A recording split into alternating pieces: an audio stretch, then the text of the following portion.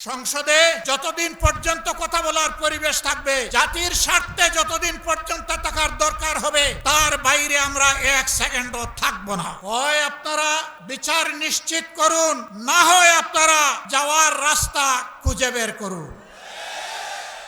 এই রাস্তায় আমাদের কলিজার টুকরা বিপ্লবের প্রতীক শরীফ ওসমান হাদিকে হত্যা করা হয়েছে। তার বিচারও ধামাচাপা দেওয়ার চেষ্টা চলছে। এখন পর্যন্ত চার্জশিটটি দেওয়া হয় না।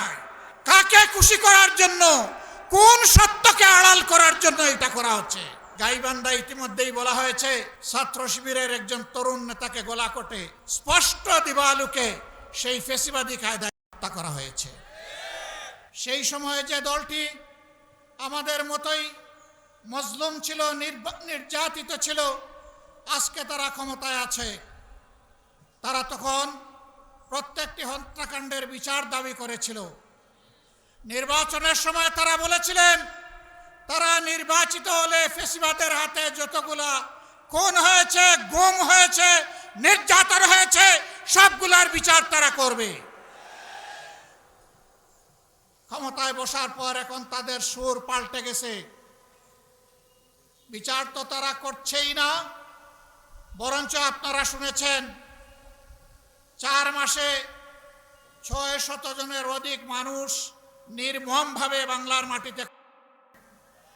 আরো দুঃখজনক, এই দলটি নিজেদের হাতে নিজেদের কর্মীদেরকেই করেছে। যাদের নিজেদের কর্মীদের সম্পর্কে নিজেদেরই কোনো দায় এবং দরদ থাকে না, 20 কোটি মানুষের জন্য তাদের কি দায় এবং দরদ থাকবে?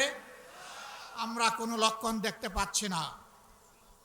লজ্জার বিষয়, ফেসিবাদ থেকে মুক্ত হওয়ার কথা বলে ঠিক ফেসিবাদের রাজপথ ধরেই তারা এখন হাঁটা শুরু করেছেন। বাংলাদেশ ব্যাংকের গভর্নর, বিভিন্ন ব্যাংকে অযাচিত হস্তক্ষেপ, বিশ্ববিদ্যালয় কলেজগুলা দলীয় অনুগত লোকদেরকে দিয়ে দখল করা, জেলায় জেলায় প্রশাসক বসিয়ে দেওয়া, এমনকি খেলার মাঠটা পর্যন্ত তারা দলমুক্ত রাখতে পারলেন না। এইভাবে তারা আবার কার্যত একদলীয় ফেসিবাদী শাসনের দিকেই আগাচ্ছেন। বন্ধুরা, বাংলাদেশ কিন্তু বারবার বিপ্লবের সাক্ষী। আমরা পরিষ্কার বলে দিচ্ছি, হয় আপনারা বিচার নিশ্চিত করুন, না হয় আপনারা যাওয়ার রাস্তা খুঁজে বের করুন। আপনারা যে পথে হাঁটছেন, সংসদে আমরা প্রত্যেকটি বিষয় সেখানে আমরা প্রতিবাদ করছি।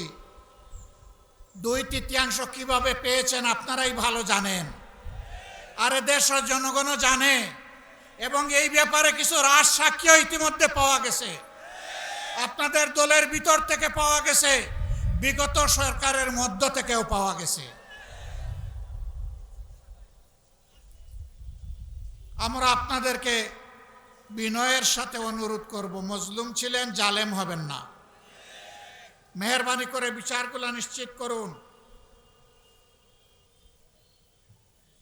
শুধু ফেসিবাদের হাতে কেন, এই রাস্তায় আমাদের কলিজার টুকরা বিপ্লবের প্রতীক শরীফ ওসমান হাদিকে হত্যা করা হয়েছে।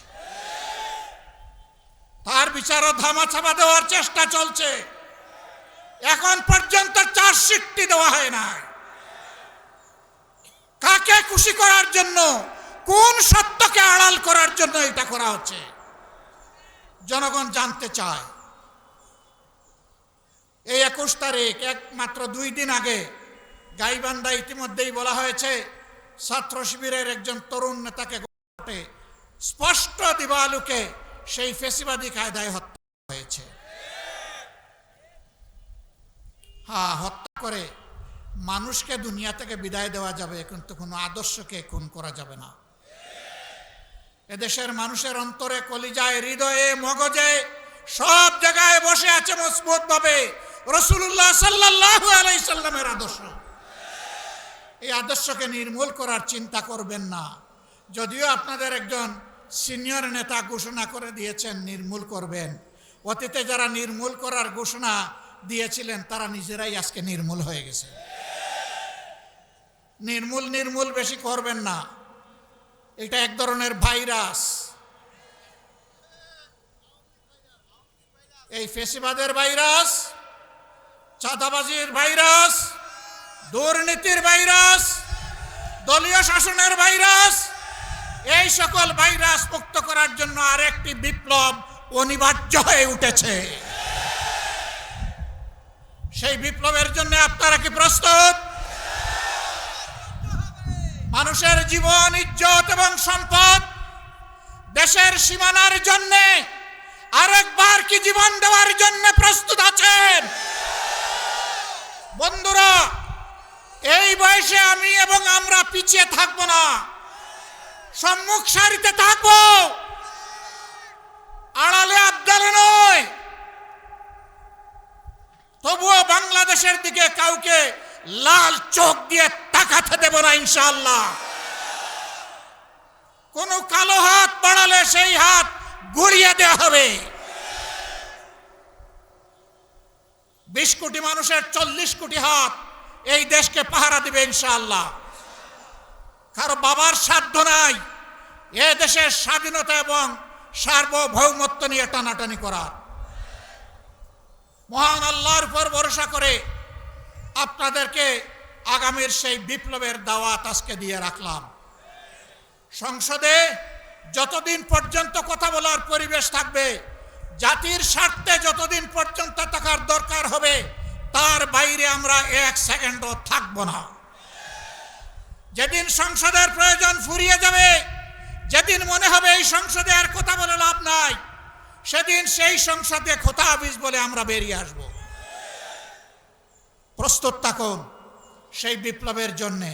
অন্যায়ের সাথে কোনো আপত নয়, নতুন পুরাতন কোনো ফেসিবাদ মানি না। পুরাতন পরিত্যাজ্য, নূতন ঘৃণিত, কোনো ফেসিবাদ মানব না ইনশাআল্লাহ। জীবন যাবে, জীবন একটাই, সেই জীবন যাবে আল্লাহর জন্যে, সেই জীবন যাবে মানুষের জন্য। আল্লাহ হাফিজ। বাংলাদেশ জিন্দাবাদ।